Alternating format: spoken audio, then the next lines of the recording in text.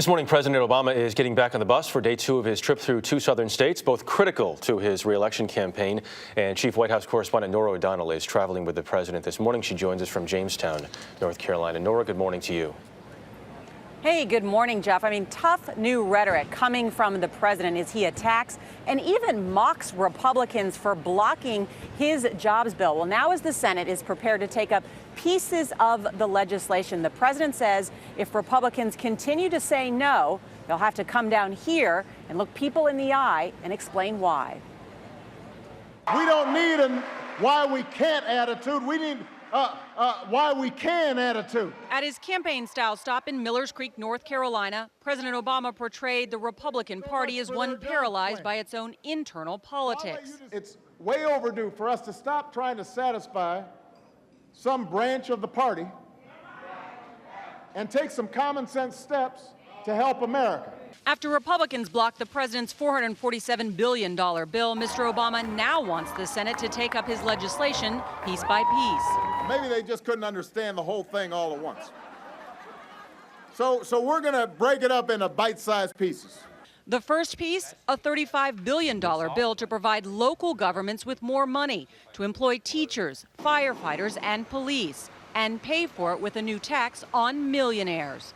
The president's 3-day bus tour takes him through North Carolina and Virginia, 2 traditionally conservative states the president won in 2008 and desperately needs to hang on to.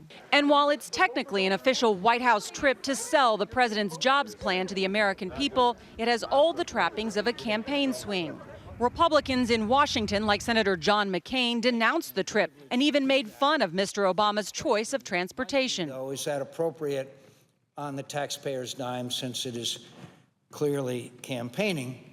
And I must say again, I've never seen an uglier bus. The president will need to excite supporters at the grassroots level to win re-election. But a new poll shows Democratic enthusiasm is significantly lower than Republicans.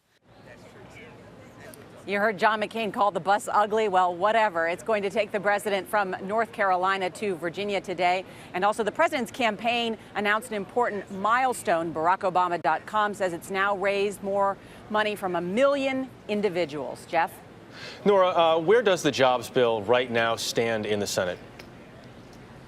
Well, they're going to try and take up this $35 billion piece. The Senate Democratic leader, Harry Reid, says he's going to try and do it this week, but we don't know about the schedule of the Senate. And interestingly now, they're going to try and do pieces of this bill once a week to try and continue to keep the pressure up on the Republicans.